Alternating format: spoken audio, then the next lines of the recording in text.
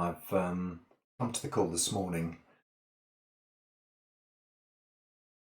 um, empty. My cup is empty. It's interesting. I was just thinking to myself, I wonder if my lecture series has come to an end. And I couldn't quite make my mind up if that's true or not. And I remember that from last week, we briefly talked about compassion. Compassion had come up as a subject.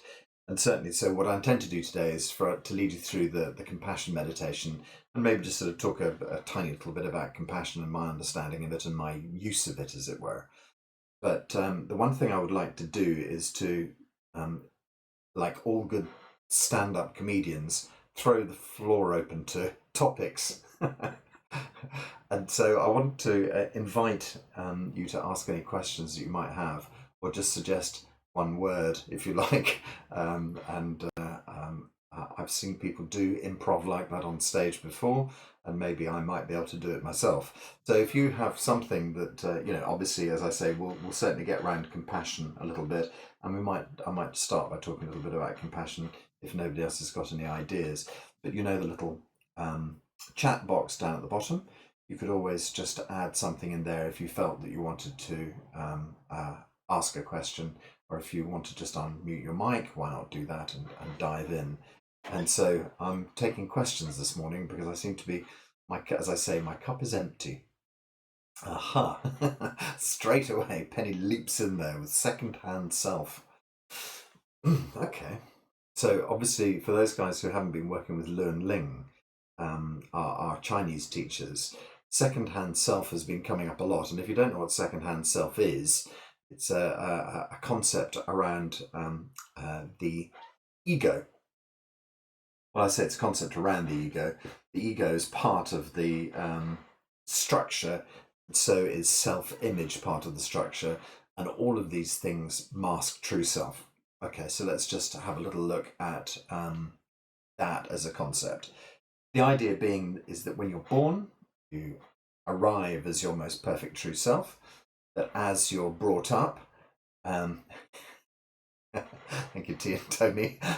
Tony's chipped in there with the meaning of life. When I talk about that, 30 seconds on the meaning of life. Absolutely, I shall get to that one in a moment. And in fact, Matt, perhaps we can roll the two together. What is the meaning of life and what is the second-hand self? And they all kind of like fit together because there's not one without the other, really, is there? So perhaps I might take a step back and just say, what's the meaning of life? I like that. That's a really good question, that one. There's various schools of thoughts on that. One being there's no meaning to it at all, and the other one being is it's total meaning. And with the kind of yin and yang, look on life, that's how life always is. There's always sort of black and white. But as you notice with the yin and yang symbol, there's a dot of white right in the middle of the black, and there's a dot of black right in the middle of the white. And the symbolism behind that is that no matter how black it might seem, there's white coming. There's a seed of white, and no matter how white it might seem, there's a seed of black. And so that continuously indicates the changes that life has. And so I've really opened up a can of worms now. Colin, wow, are all emotions learned or can they be intrinsic to the self? Right, let's have a look at that.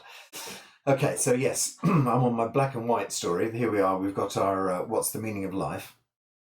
I think that one of the nice things that you can always intuit from these things is that no matter what, the only thing that you can ever absolutely guarantee is that things will constantly change. And I think, we've all heard that kind of those sort of things quoted before, but it is absolutely the case that nothing ever remains the same. It feels, I mean, when I used to commute into the city, it felt like I was taking the same train journey day in and day out from the same station, to the same location.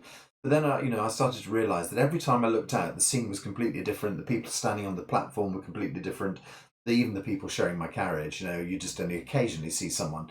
And it was, always on the, whatever it was, 703 or something like that, And it wasn't always the same people by any means at all. So constant change. It felt very similar and very repetitive. But the truth was that everything was always different. Nothing was ever the same. And so we look to a symbol. Let's perhaps look at the symbol like the ancient, not Sumerian, ancient symbol of I've gone and lost the culture now, but I'm sure you all know the Om symbol. And the Om symbol, the sort of, it's like a three, and then there's another bit sticks out of the three, and then there's a line, and then there's a dot.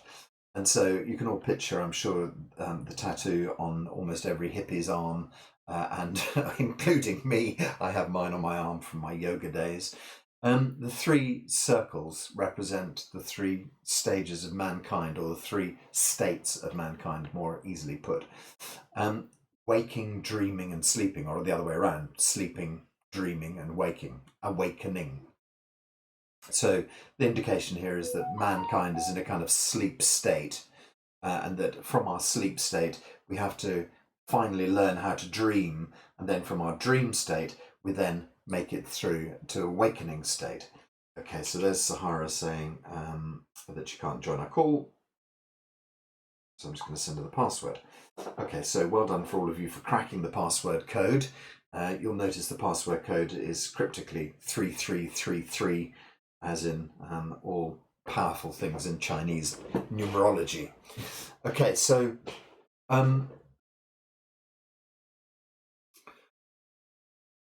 the intricacy of that Om symbol is that it shows the evolution of mankind. And so the idea is that man is in this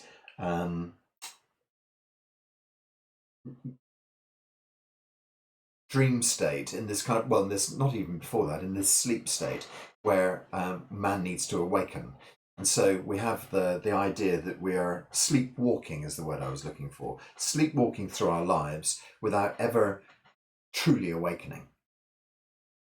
So people who start to evolve themselves, as I've discussed, the age between 7 and 12, that idea, people slowly manage to kind of evolve themselves, and perhaps they go beyond the actual age of 12, as it were.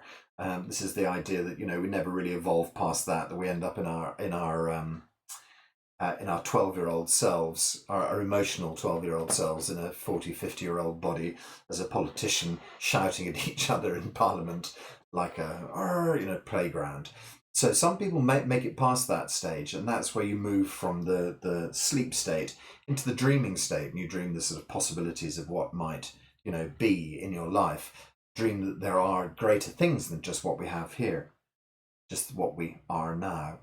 And so we move from this sleep state into the dream state, and then the dream state is the journey that we're all on, is the journey that allows us to dream for new possibilities and find tools to break our way out of the dream state and see through, pierce the veil to an awakening. Okay, so the symbolism of the line drawn between this Om symbol is that that is the veil. And so the veil is a kind of thing we see in the Bible quite a bit. The veil was actually something that was a curtain drawn across the front of the temple. And so behind the curtain would be normally, I think in Jewish churches, would be where they keep the Torah. And if anybody's of that faith that knows better, then let me know. But I think the idea was that there were curtains drawn across so that the average Joe wouldn't get to see the holy books and the the magic that was going on behind the veil. So this is the idea of the veil being drawn over mankind's eyes. We're not allowed to see and experience directly. And so, obviously, don't get me started on religion. That would be a bad idea. Would be the idea of kind of like, keeping man from the truth and having somebody filter the story in between. And so the standard sort of idea of kind of religion, it appears, is that man took power over the story at some stage. My feeling is that the people who are talked about in religion are wonderful, amazing, enlightened beings, and that the people who have taken control of them would like dearly to be those enlightened beings and feel that they ought to be the gatekeepers of those enlightened beings, but are not necessarily putting in the hours to become enlightened beings themselves. And so, as I always quote Jed McKenna, the guy who writes these slightly oddly toxic books about enlightenment, and basically says, if you don't think you need enlightenment, then really don't come here. It's a tough journey, and you can stay in your nice quiet place. Don't worry. I think it's probably reverse psychology. But yeah, so Jed McKenna, has a very sort of dim view of this idea of keeping the the the sort of the gatekeepers, as it were. Doesn't appreciate that at all, and basically says, that we should be able to get straight through the veil. And so when you look at the Om symbol, you have the three states of mankind, the veil that's drawn in between, and behind it is the Godhead, is the universe, is the all-seeing eye, whatever it might be for you. And so there's an implication there in that symbol that it is mankind's work to learn how to penetrate the veil and to find our movement toward God. But of course, in religion, there's this kind of implication that you shouldn't do that. All you should do is listen to what I say, because I'm the gatekeeper, and you're not really worthy enough to get through the veil and to the other side. And so, of course, we hear in some sort of religious biblical stories that God tore the veil in half. I think is a very sort of symbolic thing in one of the stories in the Old Testament, of tearing the veil in half. And I think that is exactly the example we're looking at here, which is God sort of saying, hang on a minute, of course they can see me if they want to see me. How dare you suggest they're not allowed to see me? I am them, they are me. And so we have this very kind of potent idea that you're not allowed to see God and you're not worthy, which is what we're told by our religious leaders, as it were. And the reality is that in the symbolism, it is supposed to be a journey, and it's supposed to have some value, i.e. toughness, I think. Because what would be the point if you could just go, oh, there's God, there's nothing special about that. You have to feel like you've earned it. You have to feel like you've been on a journey and you've got to the other end. And that's where John very intriguingly brought up a thing called EUNT sickness the other day, which is the idea that you can believe that you're an enlightened being, that you can think to yourself, well, this must be enlightenment. This must be what it's like. I am so enlightened. Ooh, Buddha, I'm it. And then that's you kind of, your ego very cleverly conning you into believing you've made it there. So even when you think you got there, you might not have. So it's a tricky story. You have to, remain balanced at all times, stay in the middle of the path, and not get too delighted by enlightenment. And then that's what I mentioned yesterday, this whole idea that, yesterday if you weren't on the Reborn call, that Lu and Ling was saying, when in Sammy Ling, they were sort of saying, yeah, well, of course, that's the first step of enlightenment. And I sort of said, hang on a minute, what? And they sort of said, well, of course, enlightenment has layer upon layer as well. And that's where I coined the phrase enlightenment light. So you might be able to get just a dose of enlightenment light or a can of enlightenment light. And but that wasn't a guarantee that that's where you were going to stay forever. And then, of course, you do discover that these things kind of flicker in and flicker out and flicker in and out and in and out. And then eventually they stay more in than they stay out. And then you're making your way towards it. Okay, so I think that there's this imperative built into us, and there's interesting that in our 3D existence we've been so obsessed by the idea of time that we now time tracks its way through us. We track our way through time, if you like, as well, and that there is a biological clock inside all of us, because we know that we're allotted our 80 years, or 80 years and 10 or whatever, number 70, 80, whatever you want to put to it, that generally speaking, that's the kind of target we're given. So we all know that there's a kind of a finishing line down the road there. The question is, when, but, we hope that we're going to get our 80 years in and possibly a few more as well. And so you're given a kind of like a feeling of progression, because you know that as you get older, things start to change. You feel yourself moving forward. So it feels very much like a process. Human life feels very much like a process. So the implication of the Om symbol is that there is a process, and the process is that we have to break through. The implication of time is that, there's a finite endpoint here. Is there? No, we've discussed that many times, on these conversations. Perhaps there isn't a finite. There's a finite end time for this particular physical frame, but my feeling, as you know, is that there isn't a finite time. I think that we continue if we wish to continue. Anyway, that's another conversation for another day. So when you arrive here, the implication is that as a baby, you're at your purest state. Even that is a questionable one. I think there's plenty of family baggage that can be brought through. We talk about it in Western world in DNA settings. Sure, I don't think any DNA is cast in stone. I think all DNA can be changed. If anybody tells you that that's just your DNA and too bad, tell them to. And fortunately, for the audio version, you won't have seen that hand signal I used. So the idea is that I think anything can be genetically changed. I think that it's all about our surroundings and all about our environment and so forth, nurture and nature. Okay, so there we have the idea of the sort of the changeability of humankind. But I think that also when we're born in this true self state, that we can bring through with us energetic stories as well. And so, my colleague Dr. Rosie often talks about kind of like family stories that come through with, not necessarily with your physical birth, but they certainly carry on with your physical family. And so when you arrive and you start to become cognizant, even before that, you're picking up family vibrations, you're picking up stories. And so this is where we start to build up our second-hand self, which Penny asked about earlier. And so at the earliest of times, you're seeing how your parents react with each other. If you're lucky enough to have two parents to react with each other, perhaps you might only have one, and you're seeing how the one parent reacts with you. So depending on, or you may have no parents at all, and you may have new parents, given to you. So adoption obviously is another sort of story for that. So what you're picking up is, in the case of adoption, you're picking up a broken family seam and then a new family seam being started.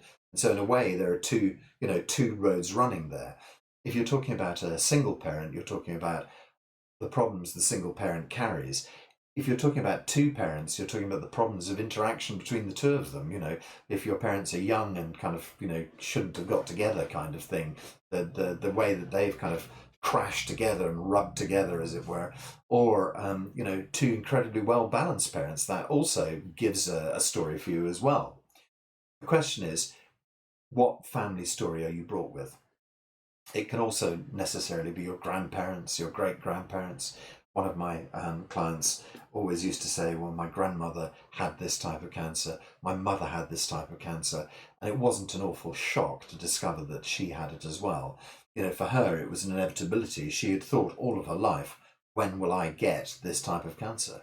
And that, is a very unhealthy series of family stories that came to roost with her. She was expecting it, absolutely expecting it. It was just for her a question of time. And so those are deep family stories, unhealthy family stories that can be carried as well. This is why we mentioned second-hand self as part of the I want to call it the egoic structure, but it's not, as part of our entire kind of makeup. And so that's why our teachers, Lynn Ling, call it our reference system, reference framework, variously using the words reference effectively. And so, as in reference library, reference library, you go into a reference library, you look through lots of little cards. Once upon a time, computers now clearly, but used to be boxes and boxes filled with cards. You'd reference the letter, the name, the number, you'd look at it and it would lead you off to a book, and that's where you would find your reference. And so that's it. It's an entire library of references that you have built up over your lifetime. And most of, or a huge chunk of them, are given to you early on. And so the first people who are likely to do that are your parents or your lack of parents. That is a whole information system, grandparents included. Shortly afterwards, schooling starts to tick in. Teachers are likely to give you a lot of reference, and a good teacher can give you fantastic reference, whereas a bad teacher can just, give you more of the same perhaps you've already had. So teachers become your parents for a little while, or surrogate parents, as it were. And they give you their patterning. Once a week you go to church, twice a week you go to church, every night you go to church, depending on your background and your parents' background. And the preachers become your guides for the day and give you a new set of stories to take on board. Homework, read this chapter of the Bible, whatever it might be, you get these kind of ideas filtering through. And so a new parental system comes into place from religion. school, religion, they pretty much make it along with your family for the first 7, 10, 12 years of your life. Then we start to socialize. So, sort of friends, we're starting to pick up their habits as well. Then eventually lovers, we start to pick up their habits. And so you become the reference library of all of these events. You have taken every single one of those events and kind of become part of them. And so, are all emotions learned, Colin? I think that a vast bulk of them are learned. In fact, I'd go so far as to say yes, all emotions are learned. I think that we come as a pretty clear slate, and I think that the bottom line to that is that the emotions are not DNA. I don't think your DNA, I think that the chemical processes of your DNA will make emotions trigger. But I think that basically, no, all emotions are learned at some level. And it's possible that that emotional level is also family stories. So I think that emotions would be given to you by family stories as well. And so, yes, intrinsically, I think that they all have to be learned, no matter where they're coming from, whether they're coming from past generations, as in the storytelling, whether they're coming from current generations. I think all patterns, let's just be quite clear about this. How does an emotion come up? An emotion is the result of a chemical cascade through your body. That chemical cascade is generally triggered by an electromagnetic wave in your brain. What triggers that electromagnetic wave in your brain is going to be a memory. So working backwards, we're talking about patterns and memories held, releasing, being stimulated, releasing electrical charge releases chemical flow becomes, and the emotion becomes the feeling. So I think that that's interesting, isn't it? Yeah. So are all emotions learned? I still think that holds true, Colin. I think that still holds true. That all emotions come from patterns, come from these structures, and these structures are all learned in some way. Okay, so we have our emotional structures being triggered within us. We have our second-hand self that we have learned. We have, and then how we think about ourselves, self-image. What stories do you begin to tell yourself? So I think that self-image triggers from second-hand self, because the stories you tend to tell yourself are because of the interactions that you've had in your life. And so teachers tell you you're not clever, and then you continue to tell yourself the story, I'm not very clever. And so as you work away with these ideas,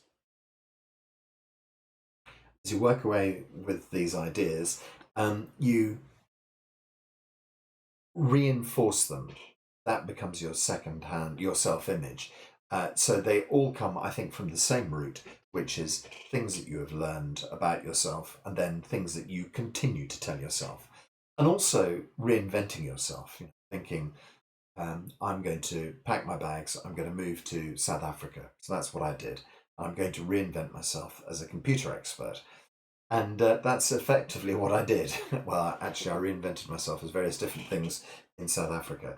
But it was because I was able to change countries. So those were stories that, I had built for myself. I decided that I needed to have a break from the UK. Things had not particularly worked out for me. And so, yeah, that was it. My idea was to reinvent myself. And that is the self-image part of it. Okay, so we have these structures, and true self is the purity inside, and then we pile on top of it second-hand self and self-image, and then we have ego. The ego protects this structure.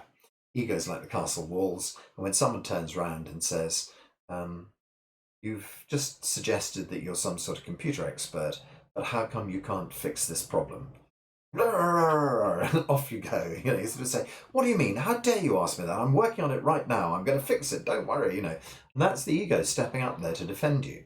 The ego is your castle wall. Somebody might dare to turn around and say, "You're not a computer expert." You then would say, "One of the structures that I have created is being challenged here, and I don't like that." And somebody's calling you out on the truth of something. And so you say, "This is true about me," and someone says, "From what I've seen, this is not true. You're fibbing to us about it." And then, in order to not be caught out, the last thing the ego likes is to be shown to be wrong, a liar, stupid, whatever it might be. Then you'll start, fighting your corner. But this, but and that. Okay. And as Sahara's just commented there, she says, stories, we have to learn to reframe them. And that's exactly it. So all of these things that we've picked up and all these things we've told ourselves and all of these things we've told other people, the only thing we can possibly do about them is view them from a different perspective, reframe them in a different way. So I'm just going to pause for a moment and check another question out here.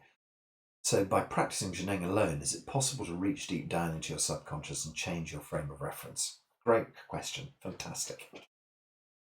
Zheneng alone. Okay, so it's interesting there. Zheneng, these structures that we're talking about, these self-image and so forth, second-hand self, stories, can Zheneng do that? So I think that it's interesting just to briefly look at the structure of Zheneng Qigong for a moment and the structure of Dr. Pang's life as I know it. And I really can't lay claim to being an expert on Dr. Pang. It's only sort of tidbits that I've picked up along the way from my teachers. It appears that Dr. Pang developed the forms from his many teachers. So we're told that he's had 19 different Grand Masters give him their theory on life. That's not a bad start. And so from that, he developed his first form, which I think was called Flying Crane, something like that. And in Flying Crane, there was a lot of spontaneous movement. He felt that the spontaneous movement, although it could unlock quite a few things, and you find spontaneous movement in the place I know that it's most commonly found is in Shaolin Qigong. And if you've ever seen Shaolin Qigong, I saw a documentary about it. It's an extraordinarily violent looking form of healing. It looks like shaking the devil out of you, if you like. It really feels old fashioned in that way, that it might be sort of, shaking demons out of your body, which I think we've kind of slightly got past that whole idea now. It feels in the way that the Shaolin Temple, and please forgive me if you have Shaolin training. I know nothing of this. I'm just taking it from what I've seen, documentaries and things. Please check it out for yourself. And I think every single school of Qigong has something really powerful to offer. Having been through 3 or 4 myself. So my slight criticism of the Shaolin form, and I know that people do heal themselves through it, is that it appears to be incredibly violent healing, if you like. The spontaneous movement aspect of it, Dr. Pang removed the spontaneous movement because he found that the results from spontaneous movement were very varied. And what he was looking for was a continuous healing form, a consistent healing form, one that would always work, would always provide results. And so I think that he was finding that there were just as many people getting damaged by spontaneity as there were being released by spontaneity. And so there's just a slight note of warning there.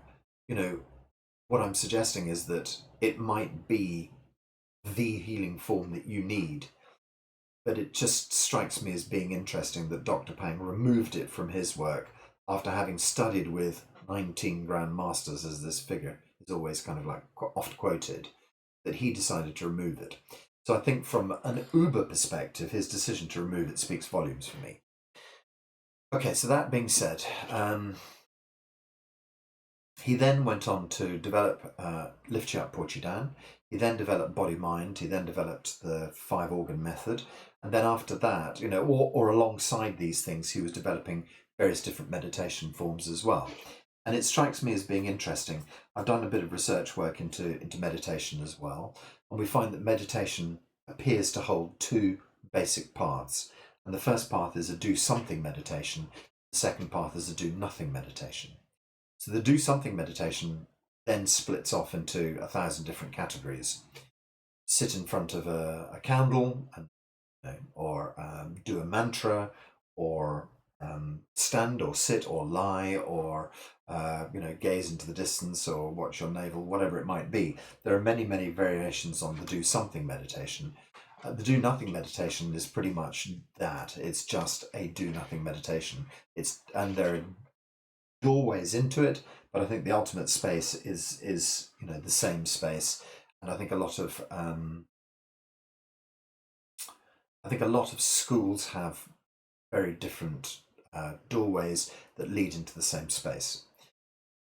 Interestingly enough, from a science perspective, a Western science perspective, you discovered that they stimulate different parts of your brain.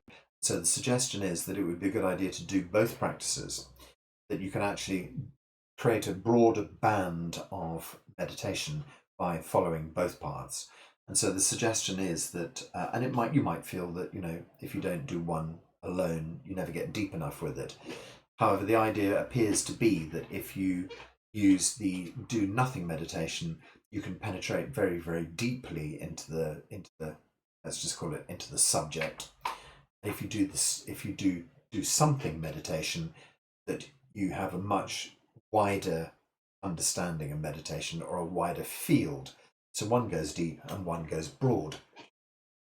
And it appears that both of them are very, very important trainings. Interesting now to see that Dr. Pang has written a book about heart and mind. His withdrawal from Qigong was not something that was expected by him. However, it forced him to look at the way he was, I suppose, and it forced him to change his tack. But it seems to me that there are two distinct tools in Zheneng Qigong. One of them is body, one of them is mind. And Zheneng Qigong appears to be about bringing your body into perfect health. Then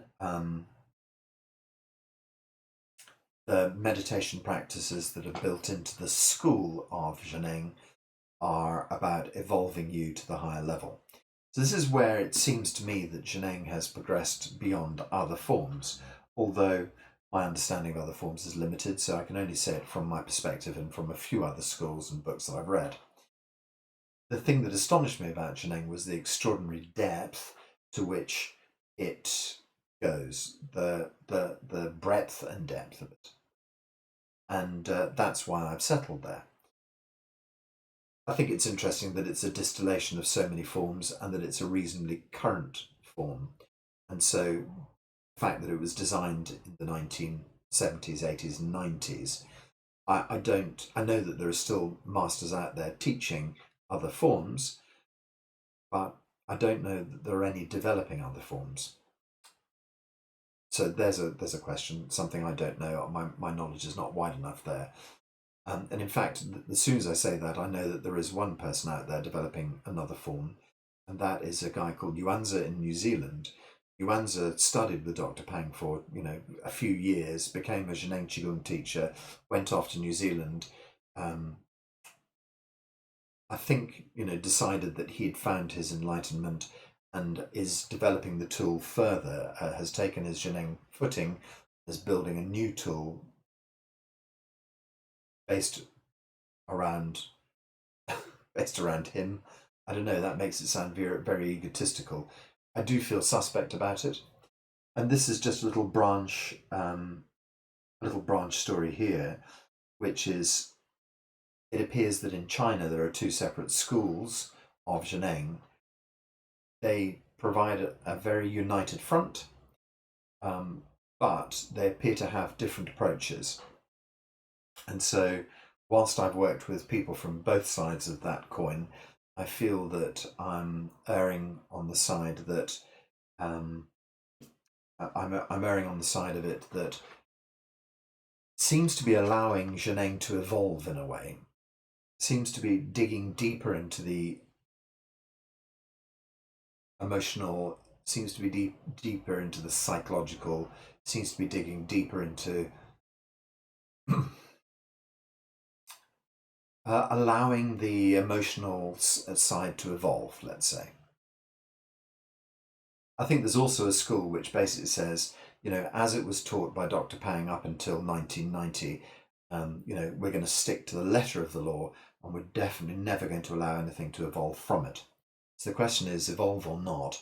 And I feel that there's a group of teachers who are helping it to evolve, who are using psychology and investigating it very deeply. And I think there are some teachers who are keeping very rigidly to where Dr. Pang stopped in 1990. And so are they right? Are they wrong? I don't know. I've just made a personal choice, as it were. I can't tell you. And I've worked with both schools, and I think both of them are amazing. So effectively, I feel that there's a common path through the whole thing.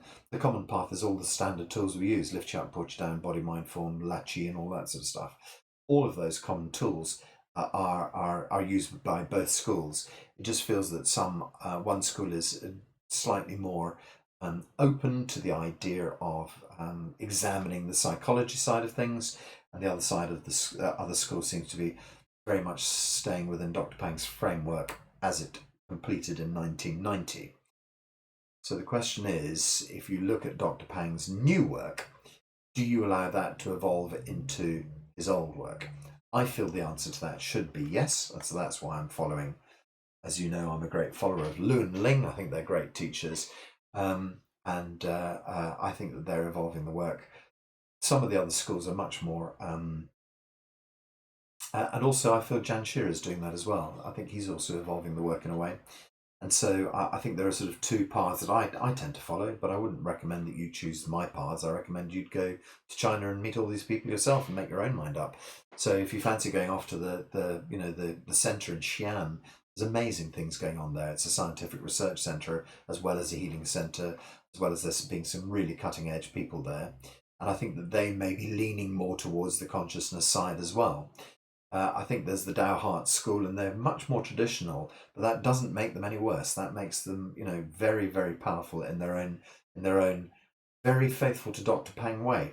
And on top of that, I have just laid my layers of interpretation, which other people, including John, my teaching partner, or Caroline, my ex-teaching partner, might just turn around and go, "No, that's absolute rubbish, Jeremy. You're totally wrong." So it's just a question of personal interpretation. That's how I currently see it. Okay, so Dr. Pang has his physical forms, Dr. Pang has his kind of emotional, spiritual forms. I think you can find every single tool that's required within the Zheneng Qigong canon of work that you need to completely change your reference framework. And I think that one of the important things about it is that one of the few schools who states it so clearly, in my understanding of it, is the Zheneng school. And so I think that there are plenty of other schools looking at these things. You just have to look at the work that's coming from people like Joe Dispenza or Deepak Chopra, or the work that's coming from various different yogis and so forth. That there are many other schools with many other tools, and they're all as appropriate. It just is a question of what mindset suits you the best, what sounds the most logical to you, what sounds like it has the most chance of success with you. And to find yourself in a year's time thinking, yeah, I think I've done Zheneng Qigong and I've seen Joe Dispenza's work, and now I want to work with him exclusively. Why ever not? If that feels right to you, then that's absolutely what you should do. If you start to dig into Zheneng Qigong and you hit some sort of hidden iceberg there, and you think, I don't understand this, and I don't understand why they're saying that, it doesn't fit with my thought process, then move on, for heaven's sakes. This is not a destination. This is a journey. And so, whilst you're on the Zheneng Qigong train, that is fantastic that we're all heading that journey together. But if you find that the next stop is Tai Chi, then get off and experience that. There'll be another Zheneng Qigong train along later. You can always get back on. So don't find yourself dead-ended into something, and don't feel that this is the end of the journey, because it really isn't. Oh, wow. Okay, and that was going to be the end of my journey, but then Sahara's just put an essay up for us. um, so let's just have a look at Sahara's essay. Jnane Chigung can really open you to the journey into the true self as long as you set your intention to create space and accept the change. That's lovely, yeah. So she speaks for herself. She says, I've had a huge outer self image issue related to my trauma experiences. Okay. Over the last 13 weeks, so if you don't know, we've been doing a course with Lun Ling called Reborn, and it's been about rebirthing one into one true self and reframing oneself. This has evolved me to accept and love my outer self, really feeling I am enough. Jnane supported my reframing story, deep emotional and spiritual level, but more importantly, I was ready. That's it, exactly. So that's it. It's provided the tool, the crowbar to open you up. And as you say, you have to be in the place ready to do all of that. And I think that's it. Very often that's when you pick up a book off a bookshelf and you start to read it, you just think, nah, nonsense, and then you stick it back on the bookshelf, and you come back to it a year later and you pick it up and you think, I wonder why I didn't like it, and you read it and it's just suddenly bang on the button. It's about your personal evolution, and it's about something that you cannot force. You can't make that happen in any way. So yeah, I think thank you for that, Sahara. That's really nicely put. That on your personal journey, right time, right place, right tool, lovely. Um, and for me, that was exactly how it felt as well. As I've said to you before, when Janshir gave me his CD that said "coming home" on the front, and I thought that's the phrase I'm looking for. Coming home. It feels like coming home. And so, if it feels like coming home for you, then you've hit the right spot for the time being. And perhaps that's what I'm saying is look for the exit door. If you find that you need to, if you feel that you've done it and that's enough, I would suggest that one exit door might be that lovely question that Colin asked in one of Lun Ling's Reborn support calls. He said, "How do I know if I get to enlightenment?" And I'm sorry, Colin. The only thing I could think to say to you at the time was, when you get to enlightenment, you won't need to ask a question like that. And I really wasn't being facetious. I wasn't trying to be horrible in any way. I genuinely feel that when you get there, you'll know you're there. And so, if you have to ask the question, when are we? Are we there yet? Are we there yet? If you have to ask that question, then you haven't got there. And so, I think that's probably the litmus test for the whole thing is that the understanding that must come with enlightenment, the feeling of universality that comes with enlightenment, is the answer to the question. Um, so, okay, let me just recap briefly for myself, not particularly for you. Yeah, no, that's right. I was just saying that by the time you've used these tools, if you feel they're the right tool set for you, then I think that what you will definitely do is break through into another layer of understanding. What Lun Ling are asking us to do is to, I suspect, artificially create a new layer of understanding. It's like when you go to Dubai. I've never been to Dubai, but apparently they've just made an entire island out of the sea. It's kind of what Lun Ling is sort of asking you to do is to make a new island for yourself and then ship yourself over there and take a telescope with you so you can look back at the old island, at the mainland really, and say, oh, now I see what that problem was, and oh, now I can see that relationship issue. God, that's easy to see from a distance. Standing on your new island, you're able to figure out what was going on the old island. You couldn't figure out what was going on the old island because you had no perspective. It was all so crammed in. Everything was so closed down. That's why we talk about space so much. Not space as in the final frontier, but maybe it is. But space as in personal space, space in your head, space to understand the kind of things that have been going on. And so, yeah, with this idea of creating a new way of being, a new place to stand, a new version of yourself with none of the old complications involved, then you can stand back and look at the old story. And that's where I can't remember, sorry if it was one of you guys I was talking to, but we were talking about friendships and we were talking about the ever changing landscape of your spiritual journey. We were talking, it's quite a common theme. I used to have all these friends and where have they gone? That's it. And then you had to sort of say, well, friends or acquaintances or colleagues, and how much did they matter to you? Because if they really matter to you, they'd still be with you. But actually, more importantly, how much do you matter to them? And that's the real story because you're off on your wild and wacky, unrelatable journey. Are they still prepared to accept you as you are? Or have they made judgments about what you're doing? Oh dear. Screws come loose.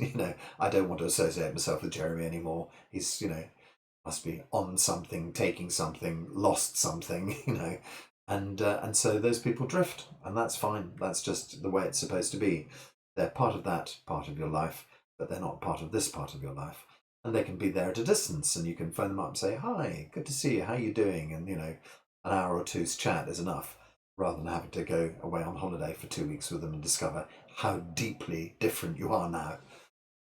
Okay, so let that go, relax with that, that's no problem. That's the way evolution works. We move on, and we're constantly, hopefully, evolving ourselves into this new person. So, new you stands on new island and stares back at old you and shakes head and thinks, "Good God, really? Is that what I used to do?" And yeah, so, okay, I'm just going to leave that idea behind, and I'm going to jump onto my co-theme here that I wanted to touch on because we talked about it last week, was compassion. Okay, so let's just look at that in the framework of what we've been talking about here today. What I've been talking about, and you've been thankfully very much for contributing to. Compassion. Okay, so self-image and second-hand self. Self-obsession. They're part and parcel of the same framework. Self-obsession. It can be interesting to look at how do we try to cut through the bullshit of our lives. The first stage is to recognize that the bullshit exists. Okay, so the stories I've been telling myself about being rubbish at, sorry, football, I don't know. I'm just trying to make something up here that doesn't actually hurt me. That I don't tell another story, a true one, and then reinforce it. Although, actually, now I realise I am rubbish at football, and that makes me, oh dear. Anyway, I'll try not to collapse in front of you. The stories that I've always been telling myself about it, if what happens is that I spend a lot of time thinking about that and delving into that and thinking, why am I so bad at football? What on earth was that all about? Why, self-obsession like that is not a terribly healthy thing to do. And so that's one of the reasons that Luen Ling, I mentioned last week that there was a lady who had cured herself of cancer and that I wanted to interview her for a project that I'm doing. And Lu and Ling said, "No, leave it for the time being. She's not strong enough. We don't want her to be retelling the stories." So the question is, what value is there in retelling a story? Or should one just look very deeply into it, decide what the remedy, if you like, and the truth of it is, and then leave it behind forever? And so that is much more their approach, is to make a decisive cut into a subject, look deeply into the subject, understand the problem, then just move on. So self-obsession is clearly not moving on. Self-obsession is looking at it and thinking, today, thinking, "Oh dear, I'm so bad at football," and tomorrow thinking, "Still very bad at football. Why am I still?" and going over the same ground again and again and again, rather than looking into it and saying, "It doesn't beat my heart. It doesn't make me feel, great. It's not something I need in my life. I don't have time for the football matches in my life. So therefore, I haven't paid it attention. That's why I'm not good at it. Goodbye. Let it go. Walk on. Move on. I'll do hockey." Whatever the case may be. So, self-obsession is something that we tend to find ourselves working with a lot.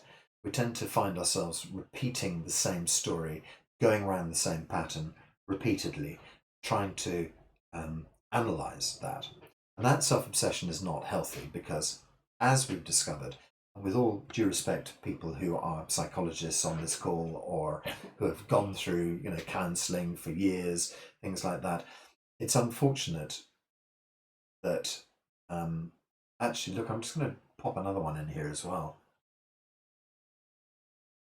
Alcoholics Anonymous.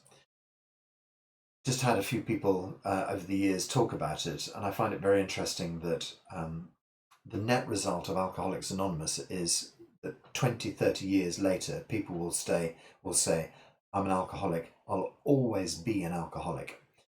And I think that whilst it is possibly the most profound system to help people break out of a mold, I also think that it's a bit of a shame that it hasn't evolved from the 1930s way of thinking. And what needs to be added to Alcoholics Anonymous, with all due respect, is an escape plan. The fact that people repeat on an almost daily basis, every meeting they go to, I'm an alcoholic, reinforces the fact that they will always be an alcoholic. I believe that when the mold is broken, anything can be changed, and if you continue to repeat it, that is what will happen to you. So I would like to say to those people who have been through the Alcoholics Anonymous program, when you're strong enough, there's a whole new life raft that you can jump on board, and it's called Zheneng Qigong. Because I know that the reason I escaped the city, and I was addicted to the city and the city way of life, I knew that I built the reliance in myself using Qigong, that the Qigong made me feel powerful enough to quit that negative pattern. Same for smoking, same for drinking, same for all sorts of things in my life that I've, quit. Qigong gives me the power to do that quitting. It gives me the solid foundation on which to stand and say, all right, I'm ready. I'm prepared to break the bonds and step into my new life. So that's exactly what Lou is asking us to do. Build a new island, step onto it. And so, yeah, the repetition of a pattern is self-obsession, and that self-obsession is not a healthy thing. We need to look at the pattern, cut through to the truth of the pattern, and then leave that behind, walk away from it, and not repeat it again. One of the tools that's really useful for that is to stop thinking about yourself and start thinking about other people. So it's temporarily turning the focus outwards rather than inwards. Okay, my podcast, Intronaut Podcast, suggests that what is really it's all about is the journey inside. We spend a lot of time out there. What we have to do is spend a lot of time inside rather than sort of just, playing with the outside world. You have to discover what sits inside of you. Everything has its phases and everything has its change. Back to our yin and yang symbol. Everything changes. And so there are times when it's important for you to not be self-focused, but to be other-focused. And by being other-focused, you can relieve the pressure on yourself. So this is the idea of compassion. So I'm just going to zip away, dive into a quick definition of compassion. Compassion literally means to suffer together. Among emotional researchers, it's defined as the feeling that arises when you're confronted with another's suffering and feel motivated to relieve that suffering. Compassion is not the same as empathy or altruism, although the concepts are related to each other. While empathy refers more generally to our ability to take the perspective of and feel the emotions of another person, compassion is when those feelings and thoughts include the desire to help. Altruism, in turn, is the kind, selfless behaviour often prompted by feelings of compassion. Although one can feel compassion without acting on it, and altruism isn't always motivated by compassion. So we have compassion sitting in the middle of the scale in a kind of way. We have empathy at one end where you're able to kind of relate to it, and at the other end, altruism is allowing yourself to sort of do something for people. However, compassion is the real sort of nugget in the middle, it seems to feel, where you are actually acting on it.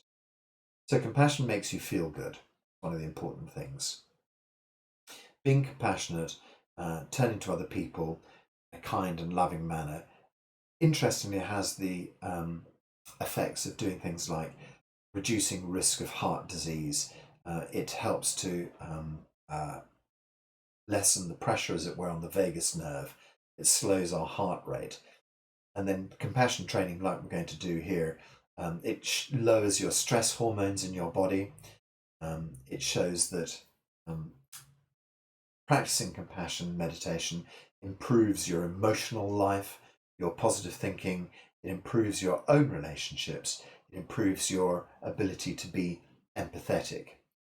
When they did brain scans, they showed that people's minds wander less, so it helps you to focus more. Practicing compassion, it helps you um, to become more caring parents, better spouses, better friends, certainly better doctors, interestingly enough, and it chips away at our principles. Okay, so that's a very important part of it, is that it allows us to work away at bits of our reference framework that have kind of pinned us in place. Interestingly enough, as well, it's a good tool in making society more compassionate as well. So, as we were running through our second-hand self and our self-image, we realised that first of all we have our parents who are our society, then we have our schools and religions that become our sort of micro societies for a while, and then eventually the outside world becomes our society, becomes our parents, as it were. And so all the way through, it's about building our own society, and that's why people move to Canada, because they think to themselves, oh, there's a better society over there. It seems to align much more with my principles. Or New Zealand, they look at Jacinda Ardern and think that's the kind of prime minister I want. And so they move to a new society because they've been unable to change their own society. So you pick one that seems to be more in alignment with your own structural feelings. And so compassion helps to change society. I would suggest, as I don't have any plans to move right now, I would suggest it's probably better to stay in this society and try and use compassion to blend it and change it ourselves, so that we end up with a society living in the place we want to live in and the society that we want to have. Okay, so most of the research work that I'm working with today on compassion comes from Berkeley in California, I think. And so I'm going to share with you on this call a link.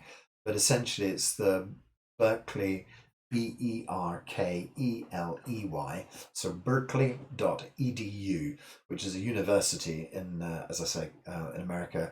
And they have a lot of work on meditation and compassion. And so I'll pop this into our Zoom link, but if you're not on our Zoom call, you may not get to see it if you're watching the video. And essentially, if you go looking for Berkeley University and you start to search for compassion and meditation, you'll eventually find your way to their website, and on it is the compassion meditation we're about to do now. So you don't have to look it up, you don't have to follow it, you can just sit back and do it with me. I found that it's a very, very useful tool, a really nice little meditation. Generally takes about half an hour, and in fact, actually, they've been kind enough to record a version of it and put it on their website as well. So there's a little recorded version there. But of course, you have this recorded version here, and it'll go up on YouTube when this call finishes, so you can meditate with me, or meditate with them, or meditate on your own, or make your own version of it, as you like. Okay, great. Let us then just find ourselves in a nice relaxed state.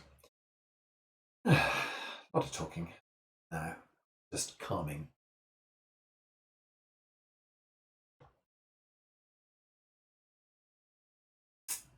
I feel inspired to put on a little Jnane Qigong music in the background. Probably won't even hear it, it's so quiet. I'll just put it there quietly and let it ping away. Ding Chan Li, it's called.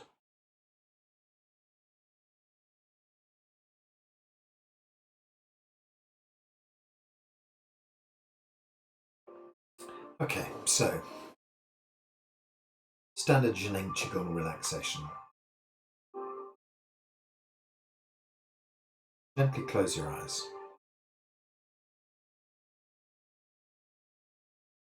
Find yourself in a comfortable sitting posture.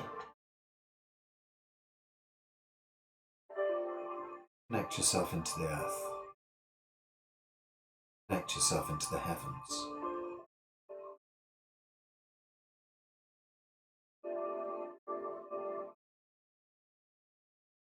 Feel the chi of the earth surging up into your body, the chi of the heavens pouring down into your body.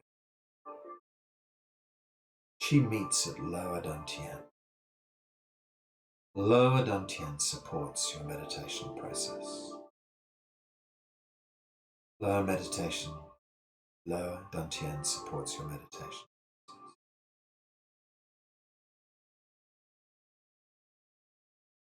Lower dantian supports your life process.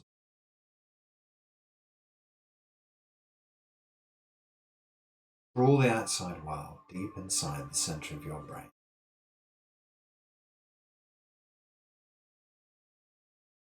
From the center of your brain deep into your belly.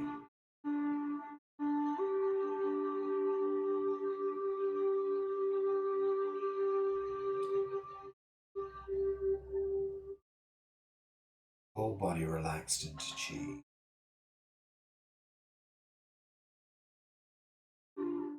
Dissolve your body out into the chi field.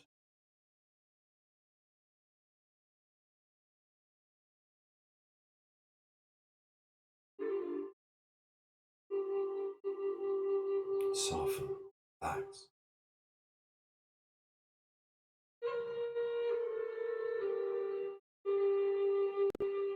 Dissolve your mind out into the yi field.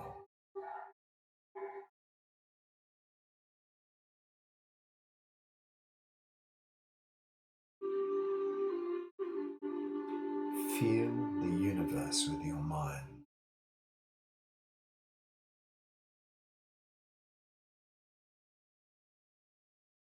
Feel the whole body open and connect.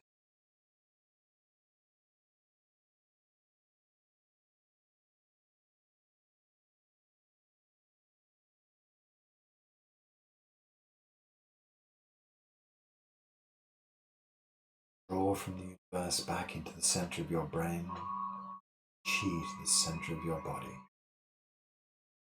Feel this universality.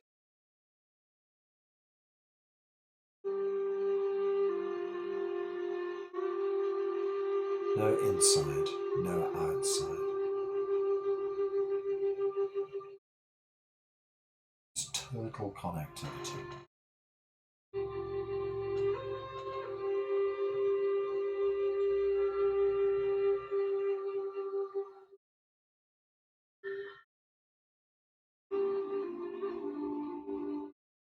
You are the universe.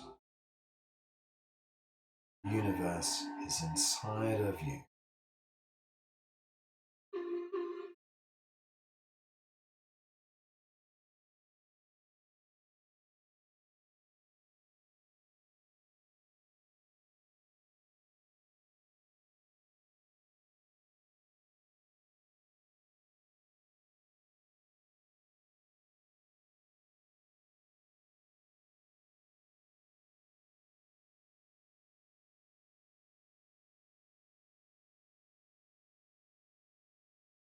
Okay, so gentle breath in. Focus your breathing on your nose as you gently release the breath out.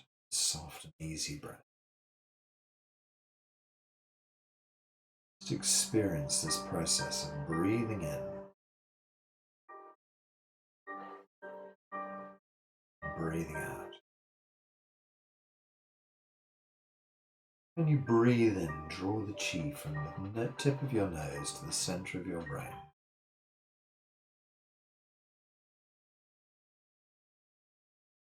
Breathe out, relax the entire body.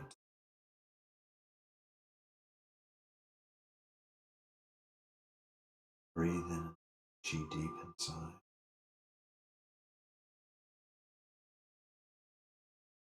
Breathe out, and the whole body relaxes in chi.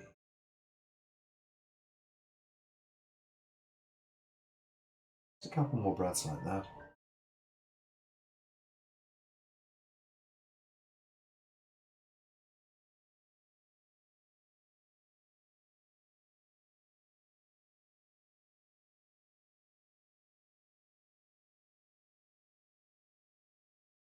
Just continue your breathing gently and softly.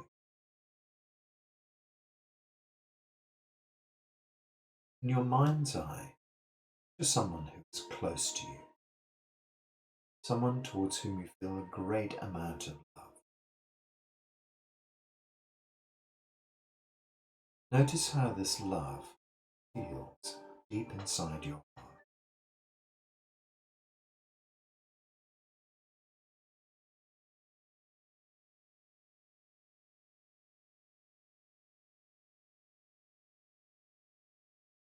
Notice any sensations around you.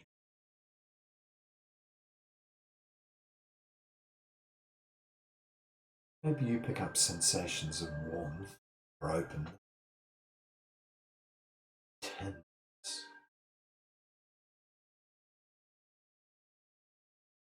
Just notice the sensations around your heart as you picture this person.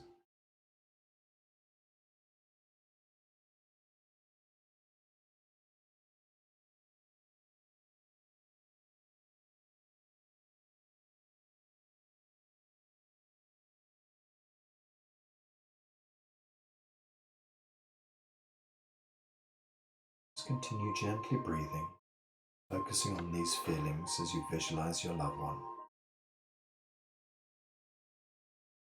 In your next out breath, imagine you're extending a golden light that holds your warm feelings from the center of your heart.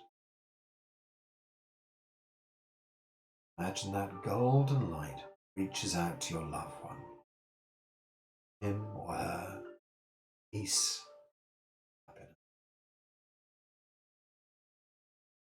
Extend your love light, bring them peace.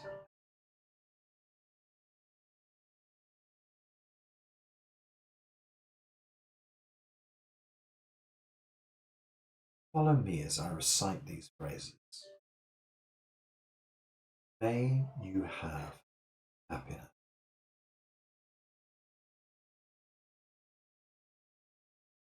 May you be free from suffering.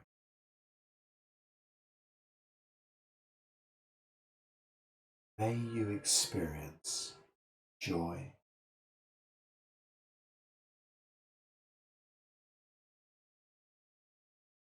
Repeat them 2 or 3 times with this image of extending this love light. May you have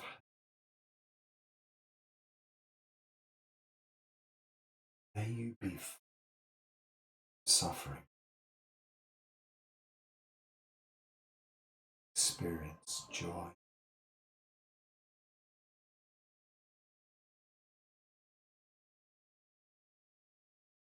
May you have happiness. May you be free from suffering.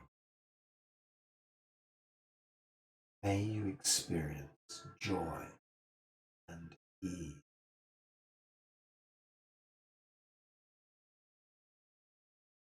May you have happiness. May you be free from suffering. May you experience joy and one more time. Sing love into this person. May you have happiness.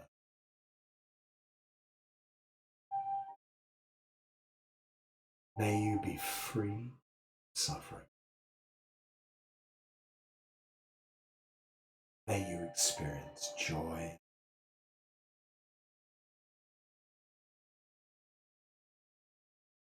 Feel with all your heart that you wish your loved one happiness and freedom from suffering.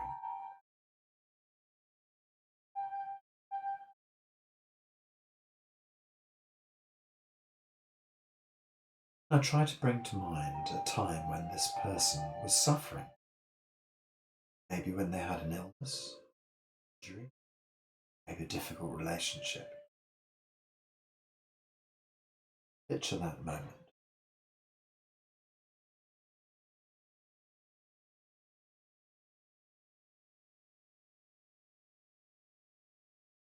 Continue to visualize your loved one as you breathe. Imagine you're extending this golden light from your heart to your loved one, and that this beautiful golden light is easing his or her suffering. Extend this light out during your exhalation with a strong, heartfelt wish that they be free from suffering. Just recite silently to him or her. May you be free from this suffering. May you have joy and happiness.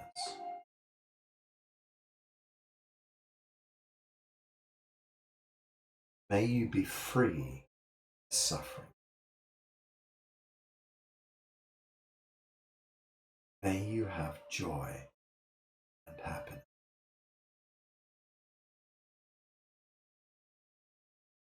May you be free from this suffering.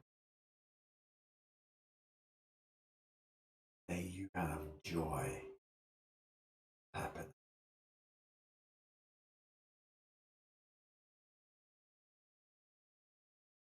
Free suffering.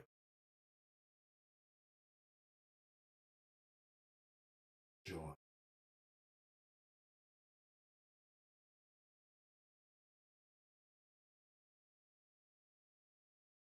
Free from this suffering.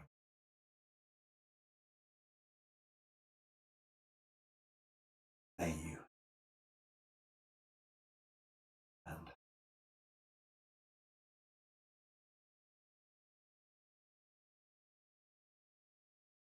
free from suffering. Joy.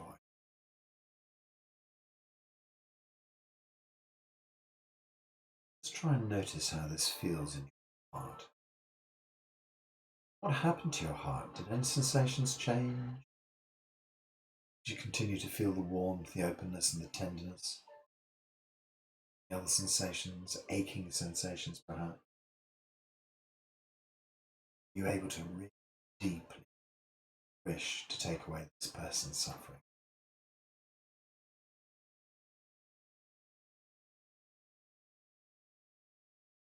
Just feel into that moment.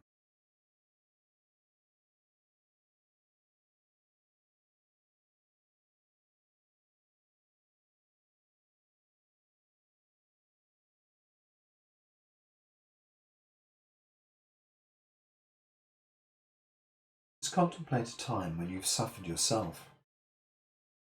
Perhaps when you experienced a conflict with someone you care about, didn't succeed in something you wanted. Perhaps you were physically ill. See yourself in that time for a moment.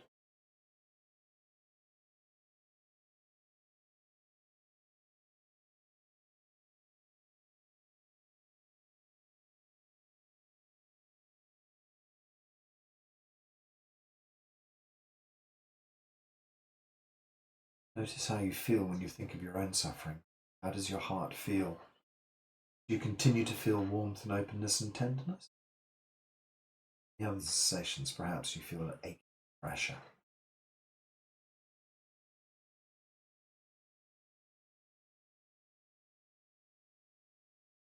This is genuine pain.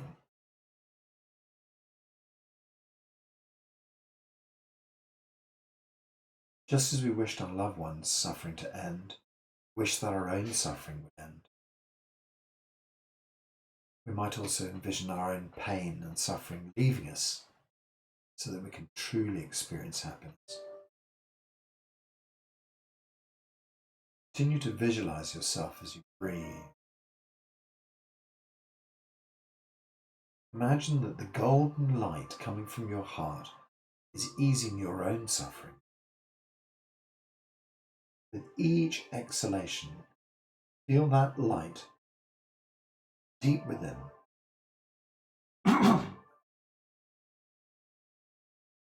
Feel the light from deep within.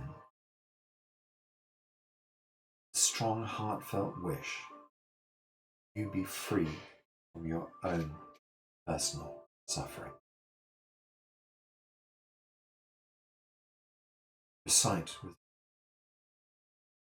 may I be free from this suffering.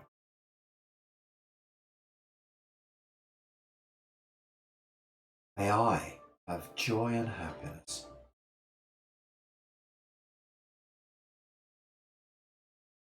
May I be free from this suffering. May I have joy.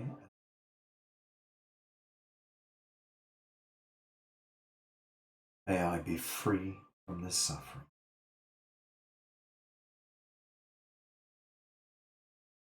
May I have joy, happiness.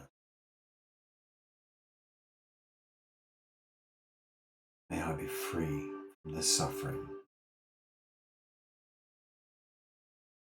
May I have joy and happiness. May I be free from this suffering. May I have joy and happiness. May I be free from suffering. May I have joy, happiness. Again, just notice how your heart feels. What sensations did you feel? You managed to change them when you were thinking about the suffering? Is there any difference between this feeling when you wished your loved one's suffering to be relieved? Do you feel open, warmth, tenderness? Other sensations, pain or pressure? Did you really wish to take away your own suffering?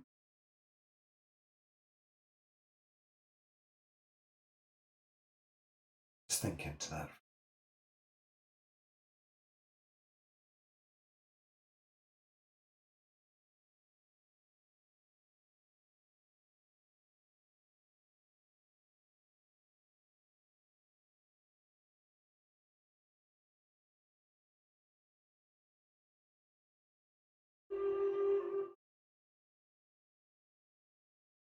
Okay, now we're going to pick someone who we neither like nor dislike. Someone you might see every day, a classmate, a friend, a bus driver, a colleague, a stranger, might pass in the street, a shopkeeper, whatever it might be. Just pick someone.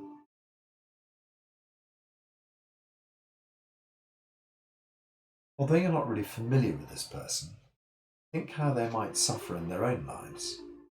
They might also have conflicts with loved ones, struggles with addiction, severe illnesses. Imagine a situation in which this person may have suffered.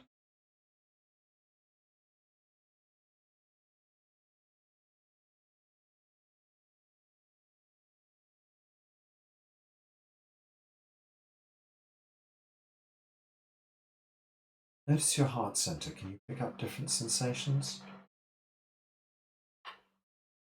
Feel warmth, open tenderness. Are there other sensations, aching or pain? How does your heart feel different, visaging your own or a loved one's suffering?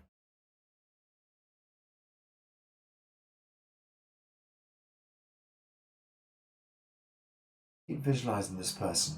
As you breathe, imagine that the golden light extending from your heart to their heart is easing his suffering or her suffering. Extend this light out to them with your exhalation. With a strong, heartfelt wish, he or she be released from their suffering. See if this wish can be as strong as the wish for your own loved one's suffering. Again, we recite, may you be free from this suffering.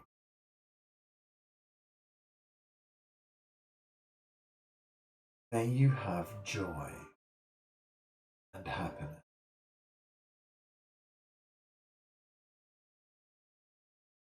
May you be free from this suffering. May you have joy, happiness.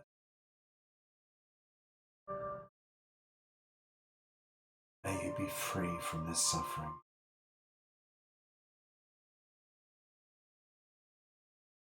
Have joy and happiness.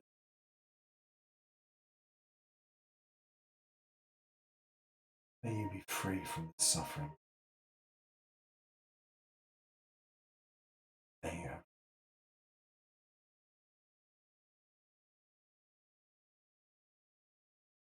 May you be free from this suffering. Have joy, happiness.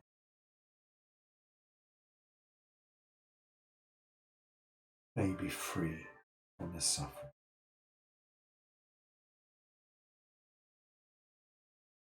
May you have joy and happiness.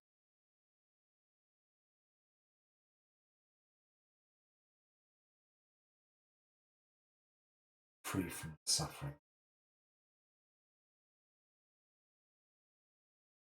May you have joy and happiness. Be free from suffering. Joy.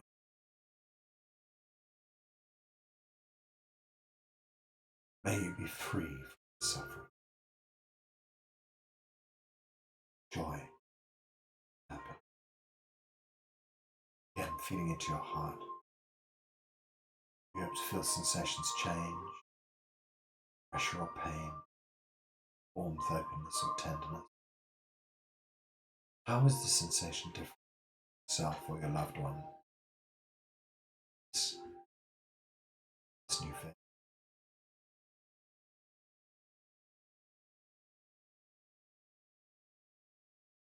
Now, visualize someone as an enemy.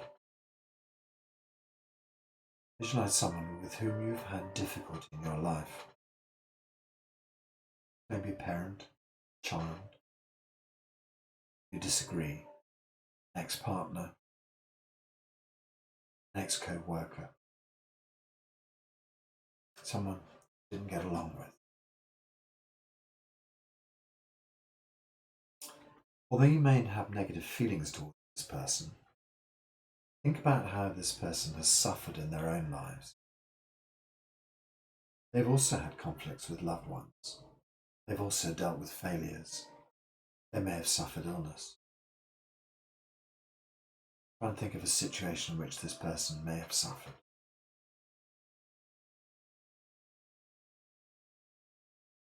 Notice your heart center, how it feels.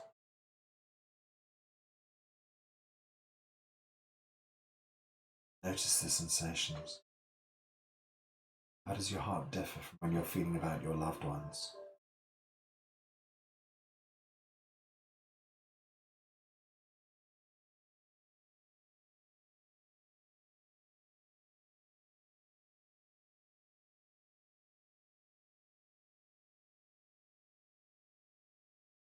Continue to visualize this person as you breathe. Imagine you're extending the golden light from your heart out to the golden light eases his or her suffering. Extend this light out during your exhalation with a heartfelt wish. She be saved from suffering. See if you can make this wish as strong as for your own loved one suffering. Just recite again. May you be free from this suffering. May you have joy, happiness.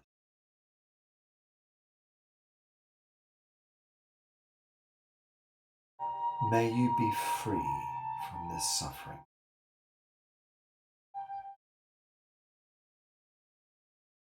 May you have joy, happiness.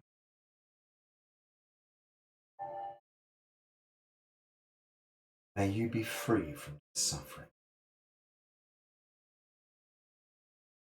May you have joy, happiness. May you be free from suffering.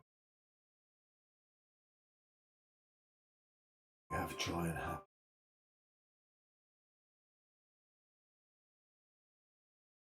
May you be free from suffering.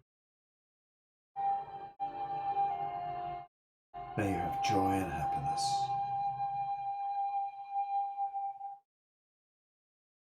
May you be free from suffering.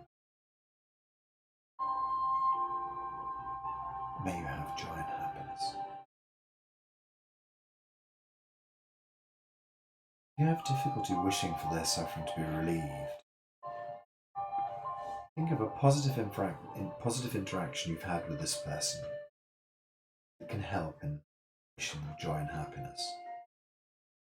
Perhaps there were times when you got along, laughed together, worked well. Just continue. May you be free from suffering. Have joy and happiness. May you be free from suffering. Joy and happiness. Be free from suffering. Joy and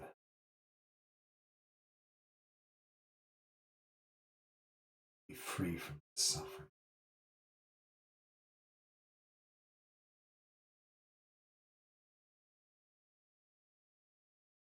May you be free from suffering.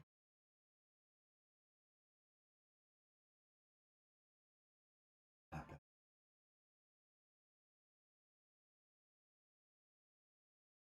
Suffering.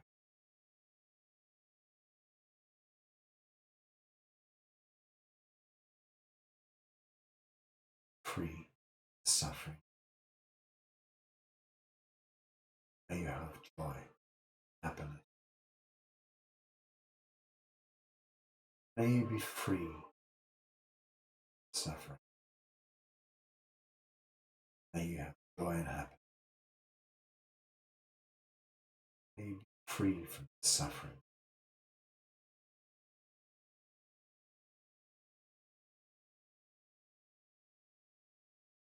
Free suffering.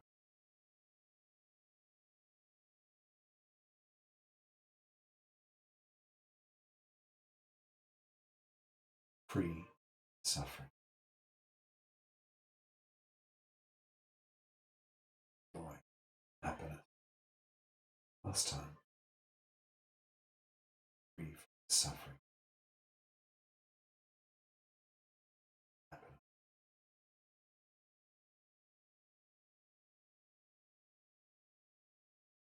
To your heart. How does your heart feel? Warmth, the openness.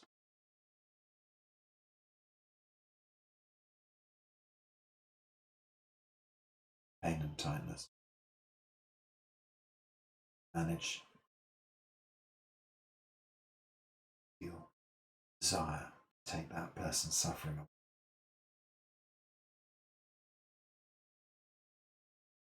Now that we're almost at the end of our meditation, let's end wishing the end of suffering, all other beings be released. Just as I wish to have peace, happiness, be free from suffering, so do all.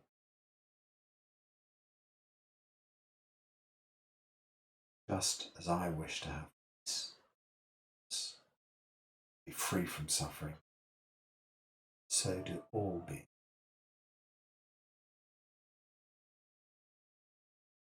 Just as I wish to have peace, happiness, be free from suffering, so do all beings. Just as I wish to have peace, happiness, be free from suffering, so do all.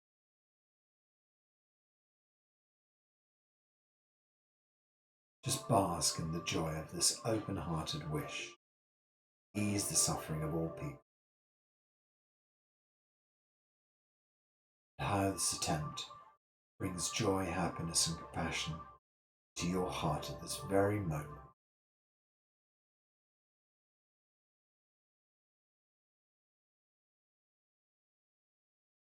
Feel this joy, happiness, and compassion deep in your heart this very moment.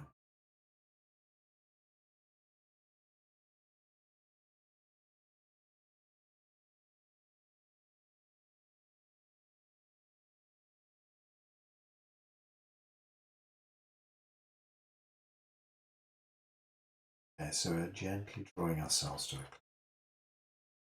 Just gather our hands back towards lower dantian. Just hold lower dantian and nourish the lower dantian. The hands on the belly button. Deep behind the hands, this amazing energy. Feel this incredible field of deep inside you. Nourish this energy out, support all of your life function. Flow this amazing energy up into your brain. All the functions of your brain returning to perfect working order. Flow this chi up your spine into your neck, your shoulders, and cascade it down your arms.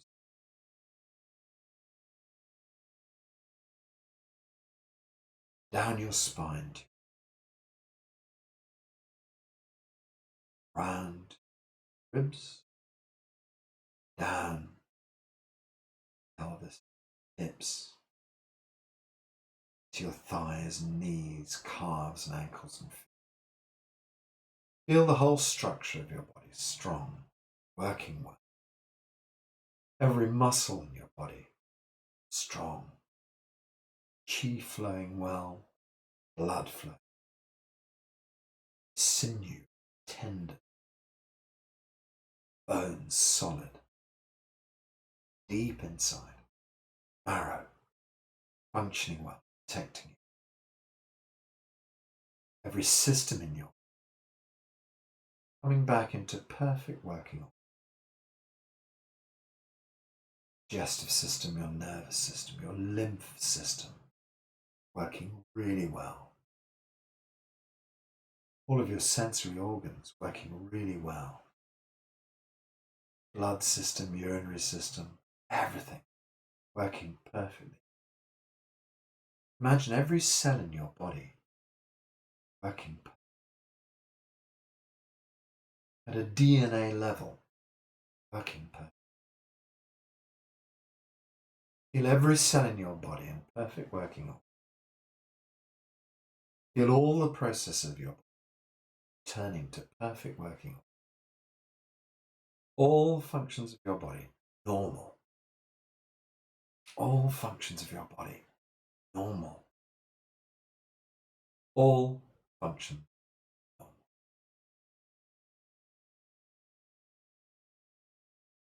Great. We can just draw 3 circles around the belly button. You just go anti-clockwise, rub 3 circles around. And then we go back the other way, 3 circles.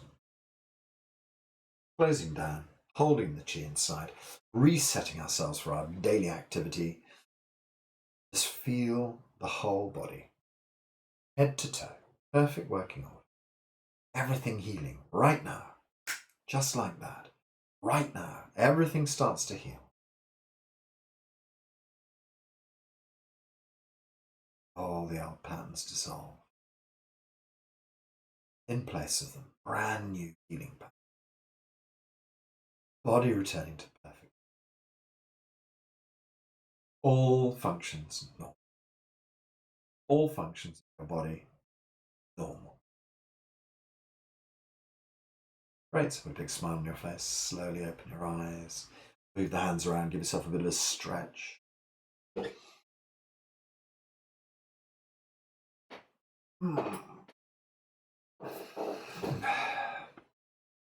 Okay, so